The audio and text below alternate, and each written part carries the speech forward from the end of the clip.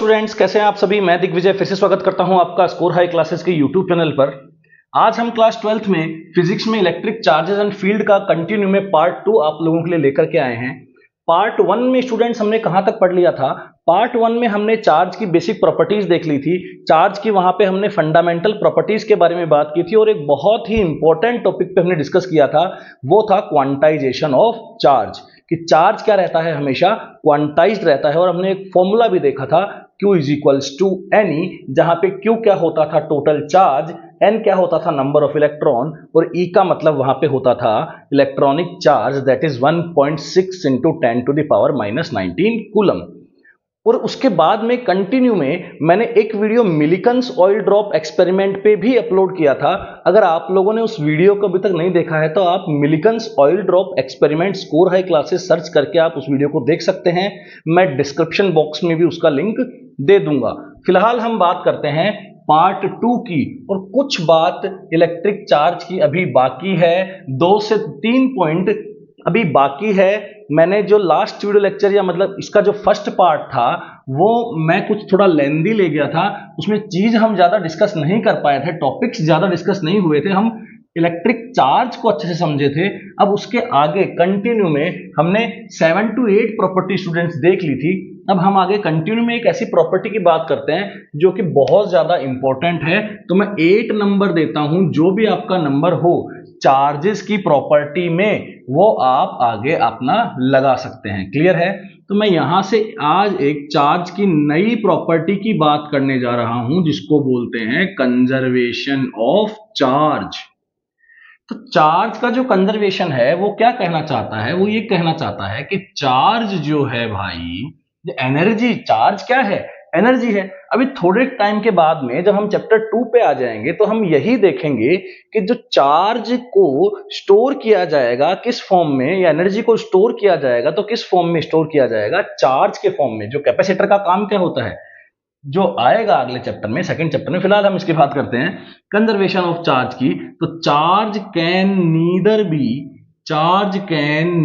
Be created, charge can neither be created nor be destroyed. Charge को ना ही तो बनाया जा सकता है, ना ही डिस्ट्रॉय किया जा सकता है। It can only be transfer from one body to another body, एक बॉडी से दूसरी बॉडी पे ट्रांसफर किया जाएगा। That is quantized. तो मैं पहले भी वीडियो लेक्चर में बात कर चुका था कि जो चार्ज का जो ट्रांसफर है, तो चार्ज का जो ट्रांसफर है वो कंजर्वेशन से जुड़ा हुआ है, और जो चार्ज का जो क्वांटाइजेशन है वो ट्रांसफर से जुड़ा हुआ है, ट्रांसफर क्वांटाइजेशन से जुड़ा हुआ और ट्रांसफर कंजर्वेशन से भी जुड़ा हुआ है। चलो एक अच्छा सा एग्जांपल लेते हैं। आप लोगों को छोटी सी एक बात समझनी होगी सबसे पहले, कि आपको ये समझना होगा कि एक आइसोलेटेड सिस्टम क्या होता है। आइसोलेटेड सिस्टम ये होता है, मान लो मैंने एक यहां से एक सिस्टम ऐसा बना दिया और उसके एडियाबैटिक कुछ या फिर ऐसा कुछ वर्ड यहां पे यूज होता है, जिसे हम बोलते हैं 11th क्लास में हमने एडियाबैटिक प्रोसेस के बारे में, और वहां पे हमने कुछ ऐसी देखी थी कि हम यहाँ पे एक ऐसी जो चार दीवारी ऐसी बंद कर देते हैं कि जिसके अंदर अब हीट का या किसी चार्ज का या किसी भी चीज का ट्रांसफर अब नहीं हो सकता है। क्लियर है? कंडक्शन नहीं है, ये इंसुलेटर से हमने चारों तरफ से इसको क्या कर दिया है, पैक कर दिया है। ठीक है, तो हमें ये समझना होगा कि जो अभी अंदर जो सिस्टम है ये एक बन गया है क्या, आइसोलेटेड सिस्टम। मैं ये क्यों बता रहा हूं आपको, क्योंकि मैं यहां पे आपको ये समझाना चाहता हूं कि अगर इस आइसोलेटेड सिस्टम का कोई ना कोई चार्ज किसी समय पर है, मान लेते हैं कि किसी समय पे इस आइसोलेटेड सिस्टम के अंदर यहां से प्लस का 2 कूलम चार्ज था, इसके पास यहां से माइनस का 3 कूलम चार्ज था, और यहां से इसके पास प्लस का 7 कूलम चार्ज था। इस आइसोलेटेड सिस्टम के पास किसी t इक्वल टू 0 पे ये 3 चार्जेस इस बॉडी के अंदर थे। अब यहां पे जो वॉल्स हैं वो इतनी ऐसी इंसुलेटेड वॉल्स हैं कि यहां पे कोई चार्ज का ट्रांसफर हो नहीं सकता। तो आपको ये समझना होगा कि कुछ समय बाद अगर t इक्वल t पे T पे अगर आपसे कोई भी इस आइसोलेटेड सिस्टम पे अगर ये बोलता है कि यहां पे तो माइनस का 3 कूलम या प्लस का 3 कूलम तो किसी ने एक चार्ज ने ले लिया है, या कोई मास ने इतना कूलम चार्ज ले लिया, किसी मास ने यहां से मान लेते हैं कि माइनस का 1 कूलम चार्ज ले लिया, तो यहां पे आप बताइए कि कितना कूलम का चार्ज होगा। आइसोलेटेड सिस्टम का मतलब यह है कि यहां पे चार्ज हमेशा क्या रहेगा, कंजर्व्ड रहेगा। अब अगर चार्ज कंजर्व रहेगा तो इसका मतलब जो टोटल चार्ज पहले था t इक्वल टू 0 पे जो टोटल चार्ज था वही total charge t equal to t पे आएगा। तो क्या हम इसको सॉल्व कर सकते हैं स्टूडेंट्स? किस मेथड से, किस कॉन्सेप्ट से? कंजर्वेशन ऑफ चार्ज से।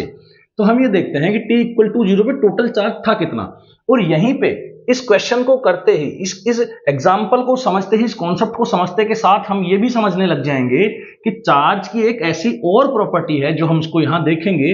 वो प्रॉपर्टी होती है, मैं छोटी सी इसी के अंदर ही कर देता हूं, एडिटिव प्रॉपर्टी। कौन सी प्रॉपर्टी होती है? Additive property of charge.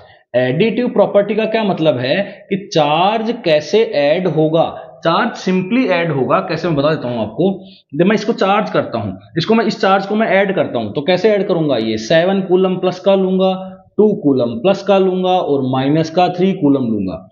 मतलब जो एडिटिव प्रॉपर्टी है चार्ज की वो बहुत ही आसान है। जैसे छोटे बच्चे इंटीजर्स, होल नंबर और नेचुरल नंबर्स के साथ खेलते हैं, वैसे ही आप भी यहां पे इजीली खेल सकते हैं। 7 coulomb plus 2 coulomb that is 9 coulomb, 9 coulomb में से माइनस कर दिया 3 कूलम, तो कितना कूलम का चार्ज अभी इस बॉडी पे है? जो नेट चार्ज मैं जिसको बोल सकता हूं, क्या बोल सकता हूं? Net charge. नेट चार्ज का मतलब है कि टोटल चार्ज अभी बॉडी के पास है कितना। तो T इक्वल टू T पे भी जो चार्ज होगा वो कितना कूलम रह जाएगा? 6 कूलम रह जाएगा। तो यहां से कितना कूलम बन रहा है? 3 कूलम। x का वैल्यू पता नहीं मेरे को अभी, कोई बात नहीं। तो माइनस का 1 कूलम प्लस का x is equals to 6 coulomb. तो मैं यहां से इसको सोल्व करने जाऊंगा तो 2 coulomb plus x is equals to 6 coulomb, और 2 कूलम उधर जाके क्या हो जाएगा? माइनस हो जाएगा। ये बात T इक्वल टू T पे चल रही है, थोड़ा इधर कर देते हैं शिफ्ट इसको, 4 कूलम की बात चल गई है। मतलब ये वाला जो मास है, अगर थोड़े समय के बाद में आइसोलेटेड बॉडी पे हम देखते हैं तो ये वाला जो मास है ये कोई भी मॉलिक्यूल, पार्टिकल, एलिमेंट कुछ भी हो सकता है, मैटर का कोई भी हिस्सेदारी में ये हो सकता है। चार्ज कितना लेगा? इतना चार्ज लेगा। और एडिटिव प्रॉपर्टी भी देख ली कि चार्जेस हैं वो इजीली ऐसे ऐड हो जाते हैं, किसी भी बॉडी के पास कितना चार्ज है ऐसे इजीली ऐड हो जाता है। ज्यादा आपसे यहां से थ्योरेटिकल क्वेश्चन नहीं आता है कि एडिटिव आइडेंटिटी पे आप कोई बताइए या फिर चार्ज के कंजर्वेशन पे आप बताइए। आगे बहुत फिजिक्स बाकी है स्टूडेंट्स। अभी हम बात करते हैं आगे, चार्ज की प्रॉपर्टी हमने लगभग देख ली है। चार्ज की प्रॉपर्टी का काम हमारा कंप्लीट हो चुका है। तो सबसे पहले अब हम आगे जब बढ़ेंगे तो आगे हम सबसे पहले बात करेंगे कि जो इलेक्ट्रिक फील्ड है, क्योंकि चैप्टर का नाम क्या है? Electric charge and field. क्या नाम है? Electric charge and field. तो यहाँ पे इलेक्ट्रिक फील्ड के बारे में थोड़ा सा हम नॉलेज लेते हैं। नोट्स थोड़ा सा अलग होने वाले हैं। जो लोग स्टूडेंट्स नोट कर रहे हैं मैं उनको पूरा विश्वास दिलाता हूं, प्रॉपर नोट्स आपको मैं लिखवाऊंगा, लेकिन तरीका थोड़ा डिफरेंट होगा, तरीका थोड़ा नया होगा, समझ में जरूर आएगा, ये मेरी गारंटी है। ठीक है, तो अभी हम थोड़ी बात करने जा रहे हैं इलेक्ट्रिक फील्ड की। आप ये मान के चलिए कि आपको अगर किसी भी चीज का, किसी भी टॉपिक का, जैसे इलेक्ट्रिक चार्जेस एंड फील्ड है, बात करते हैं, अगर आपको इन दोनों नाम का मतलब अच्छे से पता है और अच्छे से इलेबोरेट कर सकते हैं तो बहुत सारी चीजें इसके साथ चलेंगी। साथ चलने से मतलब ये है कि आप उनको भी साथ साथ सीखते जाएंगे, लेकिन आपको बेसिक तो सबसे पहले पता होना ही चाहिए। क्लियर है? तो इलेक्ट्रिक फील्ड की बात करते हैं, बहुत ध्यान से सुनना। जैसे मान लेते हैं कि मैंने यहां पे कोई प्लस का Q चार्ज रखा। अब देखो, फील्ड का मतलब मैं लेक्चर 1 में भी आप लोगों को, पार्ट 1 में भी ये बता चुका हूं कि ये क्या है? विसिनिटी है। इसका मतलब क्या है? विसिनिटी, या फिर इसका मतलब क्या है? Near by area. एरिया जो कि नजदीक का हो, मतलब इस प्लस Q चार्ज के कहीं पे भी नजदीक का एरिया हो। अब हमें क्या करना है स्टूडेंट्स, इसकी विसिनिटी के अंदर मान लेते हैं कि इसकी विसिनिटी कुछ ऐसी है, मान लेते हैं इसकी विसिनिटी कुछ ऐसी है। इस विसिनिटी के अंदर कोई मान लेते हैं पॉजिटिव टेस्ट चार्ज है। ये क्या है? Positive test charge. Positive test charge का मतलब क्या होता है सर? देखो, पॉजिटिव टेस्ट चार्ज का मतलब ये होता है कि ऐसा टेस्ट चार्ज जिसका खुद का इलेक्ट्रिक फील्ड ना हो, उसे हम इसके इलेक्ट्रिक फील्ड में रख रहे हैं। यहां पे केवल यही राजा है और कोई राजा नहीं है, केवल ये अपना काम बस ये बैठा है यहां पे, इसका खुद का कोई ऑरा नहीं है, इसका खुद का कोई फील्ड नहीं है। जो फील्ड है वो विसिनिटी किसकी है, जो मेन काम किसका है, इसका है, इसके फील्ड में इसको रखा गया है। बहुत ही इंपॉर्टेंट बात करने जा रहे हैं। इसमें मैं आप लोगों को कूलम्स लॉ का इंट्रोडक्शन भी दे दूंगा। कूलम लॉ का इंट्रोडक्शन यहां से आ जाएगा, फिर कूलम लॉ की वेक्टर फॉर्म भी समझ लेंगे, कूलम लॉ पे आए हुए एनसीईआरटी के प्रीवियस के क्वेश्चन भी समझ लेंगे, और जेई से रिलेटेड बात भी हम कूलम लॉ पे कर लेंगे। लेकिन फिलहाल मेरा मकसद ये है, मेरा मतलब ये है कि इलेक्ट्रिक चार्ज आपने पढ़ लिया, इलेक्ट्रिक चार्ज के बारे में काफी कुछ जाना। इलेक्ट्रिक चार्ज में क्वांटाइजेशन और कंजर्वेशन अगर आपने अच्छे से जान लिया तो एडिटिविटी आपको वैसे भी आ चुकी है, और ट्रांसफर ऑफ चार्ज आपको पता चल चुका है, पॉजिटिव रिपेल है, ये सब बच्चों के काम है, आपको इलेक्ट्रिक चार्ज अच्छे से आ गया होगा। अब बात करते हैं फील्ड की। तो फील्ड की बात कर रहे हैं कि यहाँ पे एक चार्ज रखा हुआ है, इसकी विसिनिटी में हमने क्या रख दिया है, एक पॉजिटिव टेस्ट चार्ज रख दिया है। अब आपको ये कंफर्म कर लेना है कि चार्ज की प्रॉपर्टी से हमें ये तो पता चल चुका है कि अगर दोनों के बीच की डिस्टेंस r है तो इस टेस्ट चार्ज पे एक बाहर की तरफ क्या लगेगा, फोर्स लगेगा, और इस फोर्स को क्या नाम दिया जाएगा, इलेक्ट्रोस्टैटिक फोर्स। जो यूनिट आपकी है वो यहां पे नाम अब दिया जा रहा है इलेक्ट्रोस्टैटिक फोर्स। यहां क्या लगेगा इस पे, इलेक्ट्रोस्टैटिक फोर्स। अब जो इलेक्ट्रोस्टैटिक फोर्स है इसका मतलब ये है कि इलेक्ट्रॉन्स या प्रोटॉन्स के बीच में या चार्ज के बीच में लगने वाला, स्टैटिक मतलब जब चार्ज रुका हुआ है, ऐसा फोर्स लगेगा, ऐसा खिंचाव महसूस होगा, ऐसा दबाव महसूस होगा, या इसको या तो धकेलेगा या खींचेगा, लेकिन लगेगा क्या, फोर्स लगेगा। क्लियर है? तो इलेक्ट्रोस्टैटिक फोर्स दिया किसने, इलेक्ट्रोस्टैटिक फोर्स दिया किसने, कूलम ने दिया। किसने दिया, कूलम ने। तो यहां पे हम थोड़ा समझते हैं कि कूलम्स लॉ क्या है, क्योंकि कूलम्स लॉ समझ में आ जाएगा तो इलेक्ट्रिक फील्ड आसानी से समझ में आ जाएगा। तो कूलम क्या बोलते हैं, कूलम ये बोलते हैं, अब देखो कूलम की बात करते हैं, कूलम से पहले एक बात करते हैं अपन, कूलम्स लॉ से पहले बात करते हैं, कूलम्स लॉ यहां समझेंगे। कूलम्स लॉ से पहले बात करते हैं हम ग्रेविटेशनल फोर्स की। किसकी बात करते हैं, ग्रेविटेशनल लॉ की या ग्रेविटेशनल फोर्स की बात करते हैं। कूलम्स फोर्स से पहले ग्रेविटेशनल फोर्स की बात करते हैं। तो ग्रेविटेशनल फोर्स क्या था, ग्रेविटेशनल फोर्स हमने क्लास 9th में ये पढ़ा कि अगर किसी दो मासेस m1 और m2 को कि सेंटर को जोड़ने वाली लाइन के बीच की डिस्टेंस क्या है, r है, और इन दोनों को ऐसे आपने रख दिया है, तो इनके बीच में जो लगने वाला फोर्स है वो होगा Gm1m2 अपॉन r²। इसका मतलब क्या हुआ, इसका मतलब ये हुआ कि जो फोर्स है वो इनके मासेस के प्रोडक्ट के, दोनों मासेस के प्रोडक्ट के डायरेक्टली प्रोपोर्शनल है, और इनके बीच की डिस्टेंस के स्क्वायर के इनवर्सली प्रोपोर्शनल है। ये बात हम कूलम्स लॉ में लिखेंगे, ये बात हम यहां नहीं लिखने वाले हैं, यहां नहीं लिखेंगे, हम यहां लिखेंगे।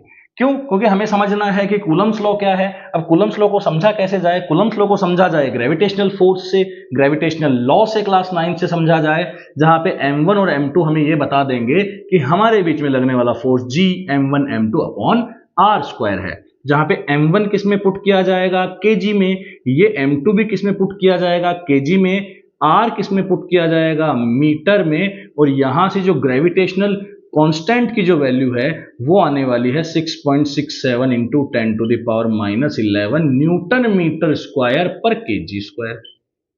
होप सो आप लोगों को 11th की यूनिट याद होगी। तो ये ग्रेविटेशनल फोर्स था, न्यूटन का था। तो कूलम का भी कुछ ऐसा ही है, कूलम का भी कुछ ऐसा ही है। कूलम भी ये कहते हैं कि if any 2 point charges let q1 and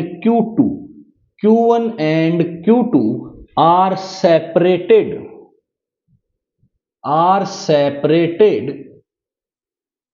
at r distance from each other, एक दूसरे से अगर कोई दो पॉइंट चार्ज, ये पॉइंट चार्ज की कहानी भी समझाऊंगा, अच्छे से समझाऊंगा, कोई टेंशन वाली बात नहीं है, पॉइंट चार्ज की कहानी भी समझा दूंगा, पहले ध्यान से देखिए आप। r distance from apart each other या फिर r distance apart from each other है ना, r distance apart from each other, the force of attraction or repulsion is directly proportional to multiplication of two charges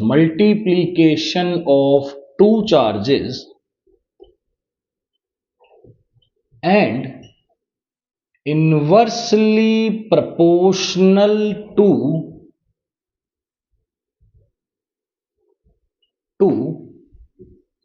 the square of distance between them।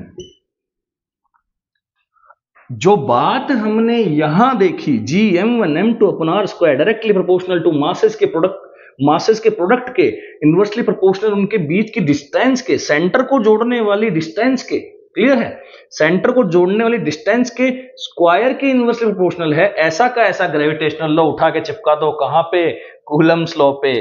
क्या बन जाएगा Coulomb's law?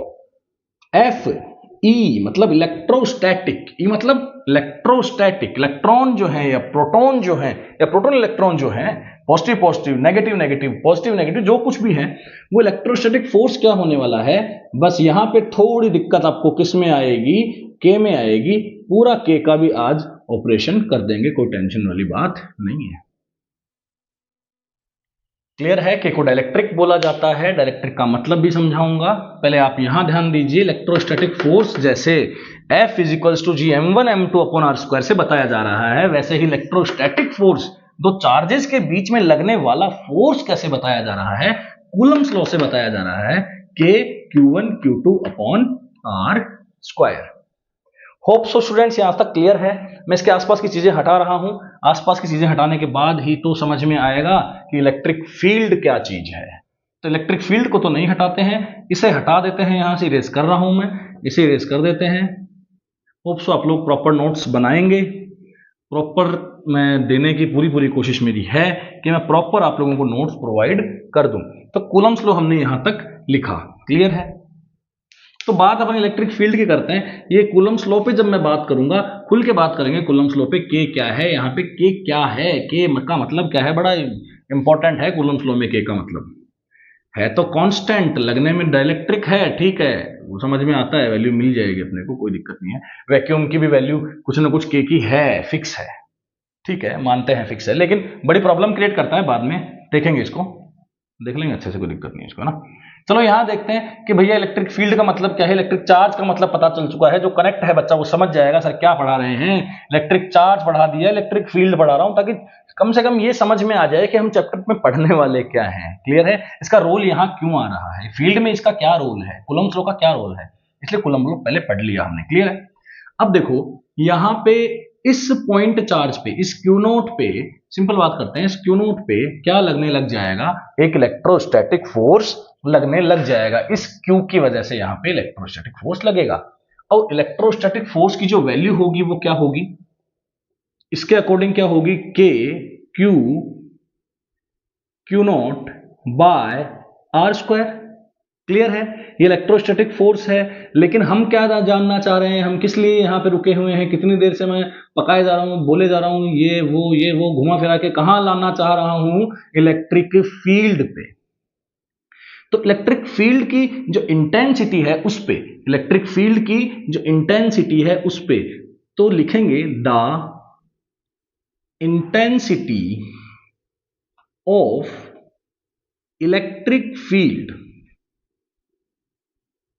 due to any charge is defined as the ratio of electrostatic force to that point charge।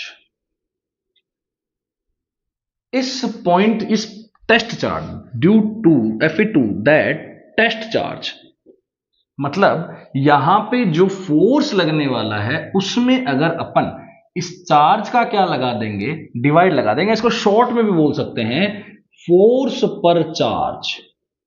इसको short में भी क्या बोल सकते हैं कि इलेक्ट्रिक फील्ड इंटेंसिटी क्या है, फोर्स पर चार्ज है। क्लियर है? The intensity of electric field due to any charge is defined as the ratio of electrostatic force to that test charge. ये टेस्ट चार्ज नहीं है, टेस्ट चार्ज ये है, तो यहां पे फोर्स क्या होगा, K Q Q naught by R square. Force क्या होगा, K Q Q naught by R square. तो इलेक्ट्रिक फील्ड क्या होगा, इस पॉइंट को नाम देता हूं P। तो इलेक्ट्रिक फील्ड एट P क्या होगा, इलेक्ट्रिक फील्ड एट P होगा FE, F electrostatic at P upon test charge. क्या होगा, F electrostatic at P upon test charge.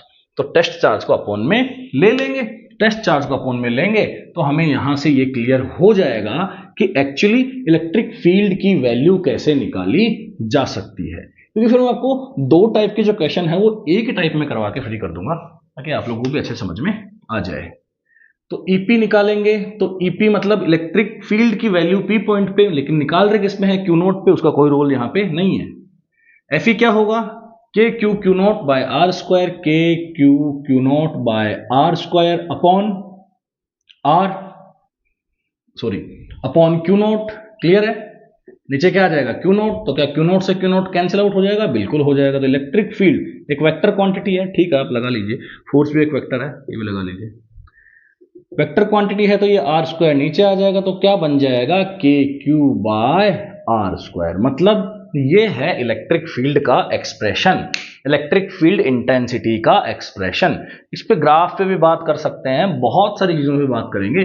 फिलहाल तो हमारा मकसद ये है कि हमने एक पार्ट देखा है, अभी इन सर का एक पार्ट देखा है, ये दूसरा पार्ट पढ़ा रहे हैं, ये ज्यादा बता रहे हैं, कम बता रहे हैं, लेकिन ये है मैं बिल्कुल आप लोगों को सटीक बता रहा हूं, करेक्ट बता रहा हूं। ठीक है? चार्ज देखा, फील्ड देखा, कूलम्स लॉ देखा। कूलम्स लॉ की वजह से, कूलम्स लॉ किस पे बेस्ड है, इलेक्ट्रोस्टैटिक फोर्स को बताने के लिए कूलम्स लॉ था, उसने ये कूलम्स लॉ हमें फोर्स बताया।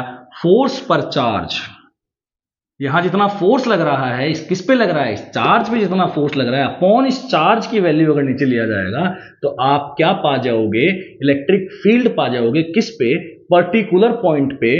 किसकी वजह से बनने वाला इलेक्ट्रिक फील्ड स्टूडेंट्स, इस चार्ज की वजह से बनने वाला इलेक्ट्रिक फील्ड यहां पर कितना होगा, उसकी इंटेंसिटी कितनी होगी।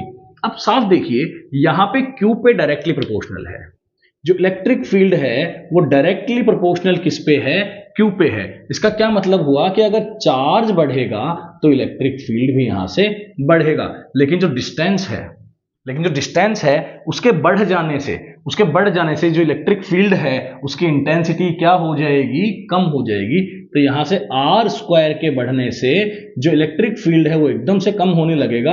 और यहां से ग्राफ भी बताया जाता है, बहुत ही फेमस ग्राफ है ये, EOE वर्सेस R है। तो ऐसा होता जाएगा, जैसे जैसे R बढ़ता जाएगा E लगभग 0 हो जाएगा। होप सो स्टूडेंट्स, यहां तक आप लोगों को क्लियर हुआ होगा। तो इलेक्ट्रिक चार्ज हो गया, इलेक्ट्रिक फील्ड हो गया, कूलम्स लॉ भी हो चुका है। क्वेश्चंस तो हम करते ही रहेंगे, क्वेश्चंस भी लेकर के आऊंगा, लेकिन एक बार हम इस कॉन्सेप्ट को समझ लेते हैं कि कॉन्सेप्ट में है क्या। तो अभी तक हमने ये देखा कि यहां पे मान लेते हैं कि कोई प्लस का Q है चार्ज, और इसकी वजह से यहां पे मान लो कोई Q नॉट है, इलेक्ट्रिक फील्ड बन रहा होगा। डिस्टेंस कितनी है यहां से R, ठीक है। तो इनके बीच में जो इलेक्ट्रोस्टैटिक फोर्स लगेगा वो कितना लगेगा, K Q Q naught by R square. Clear है? अब मैं बात जो कर रहा था वो ये कर रहा था रोल ऑफ डाइलेक्ट्रिक की, रोल ऑफ मीडियम या फिर डाइलेक्ट्रिक इन इलेक्ट्रोस्टैटिक फोर्स। इलेक्ट्रोस्टैटिक फोर्स के अंदर जो मीडियम है या फिर जो डाइलेक्ट्रिक है, मतलब जो K है, बात किसकी चलने वाली है आज, K की। क्लियर है? यहीं से उठा लिया मैंने, कूलम्स लॉ के बाद के को समझ लेते हैं, के बाद में अपन कुछ क्वेश्चंस कर लेंगे, ठीक है। नेक्स्ट लेक्चर में क्वेश्चंस भी लेकर के आऊंगा और थोड़ा सा आगे बढ़ जाएंगे, प्रॉपर वे में चैप्टर शुरू कर देंगे। 2 वीडियो लेक्चर आप लोगों को ये मान लो कि इलेक्ट्रिक चार्ज पे आपको पूरा मिल जाएगा, कंप्लीट इंफॉर्मेशन चार्ज की मिल जाएगी और कंप्लीट इंफॉर्मेशन आपको मिल जाएगी फील्ड की। लेकिन थोड़ा सा इस वीडियो लेक्चर को हल्का सा बढ़ाते हैं, उसमें बात करते हैं डाइलेक्ट्रिक की, ठीक है। तो देखो बच्चों, जो के की जो वैल्यू है वो कैसे फिक्स कैसे हुई, जो के की वैल्यू है उसको फिक्स करने वाली वैल्यू है कौन है उसको फिक्स करने वाला। तो के की वैल्यू होती है 1/4 पाई एप्सिलॉन। अब यहां से आप लोगों को डरने की जरूरत नहीं है, इसे बोला जाता है एप्सिलॉन। क्या बोला जाता है? एप्सिलॉन। क्लियर है? एप्सिलॉन का मतलब होता है, एप्सिलॉन का क्या मतलब होता है? इसका मतलब होता है परमिटिविटी ऑफ मीडियम। क्या मतलब होता है? ध्यान से सुनिए, परमिटिविटी ऑफ मीडियम। क्योंकि मैं क्या कह रहा हूं कि रोल ऑफ मीडियम, मीडियम का क्या रोल है या डाइलेक्ट्रिक का क्या रोल है इलेक्ट्रोस्टैटिक फोर्स के कम ज्यादा होने में, इसका क्या रोल है? देखो इसका रोल बताना बड़ा आसान है, स्क्वायर की वजह से इन्वर्सली प्रोपोर्शनल है, जितना दूर ले जाओगे उतना फोर्स उतना गुना कम होता जाएगा। यहां से इनको बढ़ा दोगे फोर्स अच्छा खासा बढ़ जाएगा। बात तो इसकी है, बात इसकी करना इंपॉर्टेंट है, बहुत जरूरी बात है इसकी करना। परमिटिविटी है मीडियम की, एप्सिलॉन परमिटिविटी है मीडियम की। परमिटिविटी का क्या मतलब है सर? क्या मतलब है परमिटिविटी का? देखो बच्चों, आप लोगों को यह समझना होगा कि जो इलेक्ट्रोस्टैटिक फोर्स है, जो 2 इलेक्ट्रॉन और 2 प्रोटॉन के बीच में लगने जा रहा है, वो हमेशा ये चाहता है कि मैं मैक्स टू मैक्स अट्रैक्शन कर लूं या मैक्स टू मैक्स मैं क्या कर दूं, रिपल्शन कर दूं। क्योंकि अगर दोनों पॉजिटिव चार्ज हैं तो वो आपस में मैक्स टू मैक्स क्या होना चाहते हैं, रिपेल होना चाहते हैं। और जो अट्रैक्टिव नेचर के हैं, जो अट्रैक्ट कर रहे हैं एक दूसरे को, वो भी चाहते हैं कि हम क्या कर लें, एक दूसरे को अच्छे से अट्रैक्ट कर लें। लेकिन उनके बीच में जो एक विलेन का रोल करता है, जो उनको अपोज करने का रोल करता है, जो उनको उनकी इंटेंसिटी को, फोर्स की इंटेंसिटी को कम करने का काम करता है, वो कौन है? मीडियम। मतलब जब दोनों चार्ज किसी मीडियम में नहीं होते हैं तब वो बहुत ही अच्छा फील करते हैं। अगर 2 पॉजिटिव चार्ज किसी मीडियम में नहीं है तो उनके बीच में लगने वाला फोर्स क्या होगा? मैक्सिमम होगा। और अगर उन्हें किसी मीडियम में डाल दिया जाएगा तो उनके बीच में लगने वाला फोर्स क्या हो जाएगा? कम हो जाएगा। That is called permittivity of the medium. Permittivity ये चाहती है, नाम तो अच्छा है परमिटिविटी, परमिट करेगी, लग रहा है कि देखने से परमिट करने के लिए बात कर रही होगी, शायद फोर्स को परमिट करेगी, फोर्स को लगने देगी, लेकिन ऐसा कुछ नहीं है। अगर ये वैल्यू यहां से बढ़ जाएगी, परमिटिविटी बढ़ जाएगी, मतलब परमिट नहीं होने देना। परमिटिविटी बढ़ जाने का मतलब 12th क्लास के बहुत सारे बच्चों को यहां पे डाउट रहता है कि सर परमिटिविटी का क्या मतलब है? परमिटिविटी लग रहा है कि परमिट देना है, लेकिन परमिट देना किसको है? अरे भाई, परमिट देना है मीडियम को, ताकि फोर्स क्या लग सके? कम। एग्जैक्टली विलन है किसके लिए? फोर्स के लिए, ठीक है। तो परमिटिविटी ऑफ मीडियम को डिफाइन करते हैं, क्योंकि परमिटिविटी ऑफ मीडियम जब डिफाइन होगा तभी 4 और पाई तो क्या है? कांस्टेंट है। अगर ये वैल्यू हमें पता चलेगी तभी तो हम के की वैल्यू कैलकुलेट कर पाएंगे। क्लियर है? तो the meaning of permittivity, the meaning of permittivity of any medium is defined that the value of force between 2 charges are less or more. It totally depends upon the medium, that how much it will be greater and how much it will be lesser than the original force. यही depend करेगा कि आपकी permittivity अगर ज्यादा है तो force आपका क्या लगेगा? कम लगेगा। फोर्स क्या लग जाएगा? कम। देखते हैं। तो सबसे पहले आपको यह समझ में आना होगा कि जो वैक्यूम है उसकी जो परमिटिविटी को बोला जाता है एप्सिलॉन नॉट। क्या बोला जाता है?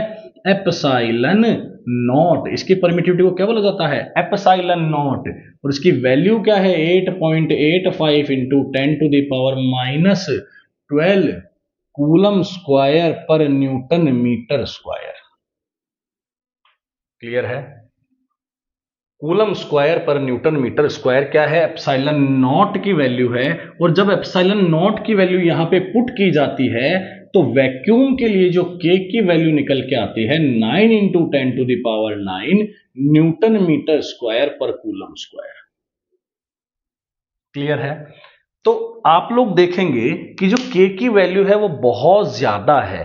के की वैल्यू क्या है, बहुत ज्यादा। देखो ध्यान से सुन लो बच्चों, एप्सिलॉन जो है वो कम अगर होगा, एप्सिलॉन अगर कम होगा तो यहां से ओवरऑल जो इसकी वैल्यू है 1/4 पाई एप्सिलॉन की जो वैल्यू है वो ऑटोमेटिकली बढ़ जाएगी। और 1/4 पाई एप्सिलॉन नॉट, एप्सिलॉन किसके बराबर है, के बराबर है, तो के की वैल्यू भी बढ़ जाएगी। इसका मतलब ये हुआ कि अगर एप्सिलॉन घटता है, इसका मतलब ये हुआ कि एप्सिलॉन अगर घटता है, एप्सिलॉन अगर घटता है तो यहां से के क्या करने लग जाएगा, बढ़ने लग जाएगा। और के बढ़ने लग जाएगा तो इलेक्ट्रोस्टैटिक फोर्स भी बढ़ने लग जाएगा। इसका ऑपोजिट, अगर एप्सिलॉन बढ़ने लगता है तो यहां से के घटने लगेगा और के घटने से फोर्स भी घटने लगेगा। नेक्स्ट वीडियो लेक्चर में हम बात करेंगे कूलम्स लॉ के डेरिवेशन की बात करेंगे, कूलम्स लॉ के वेक्टर फॉर्म की बात करेंगे, और कूलम्स लॉ में हम ये समझेंगे कि किस टाइप के क्वेश्चन प्रीवियस ईयर में पूछे जाते हैं और जेईई नीट के लिए कौन सा टॉपिक इंपॉर्टेंट है। बने रहिए हमारे साथ। Thank you so much.